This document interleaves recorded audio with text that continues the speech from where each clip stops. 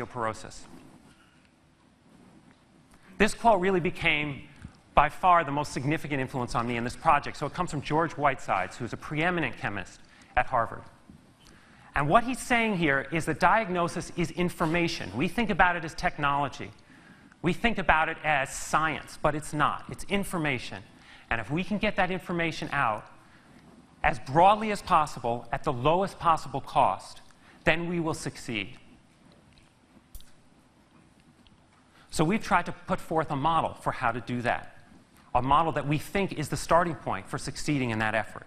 It involves rapid improvements in off-the-shelf diagnostics, an approach to packaging design that integrates mobile services that's simple and ultra-low cost, local assembly and distribution so that it can be addressed and developed and part of the local community's response to crises, and by far the most important piece, integrated mobile services. So ways of connecting to feedback that is much more readily available than any other. So to come back to Zinni's message, is it possible? We created this visual as a way of putting out an aspiration for the future. That someday, health officials, NGOs, people dealing with these kinds of health crises can go to one place, order a flexible set of diagnostic tools customized to their needs, activate a set of mobile services, and immediately begin to address these problems in real time. Thank you.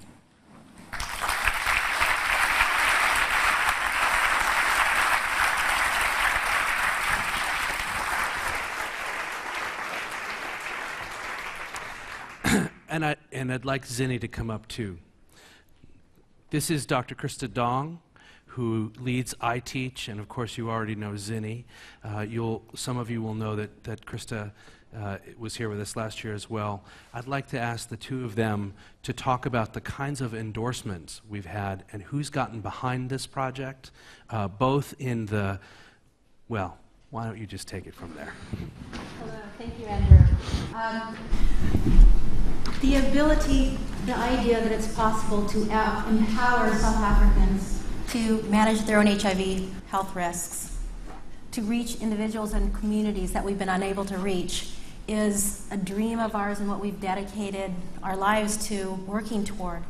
And up until Project Masiluleke was launched, we didn't know how to do that. An HIV self-test kit is something we think that is very long overdue. It's no longer a question for us whether we should do this or what are the complications that stand in our way, but how fast can we do this? When hundreds of thousands of persons are suffering and dying, it's our obligation to move forward when we have a solution that we can feel in our hands that we really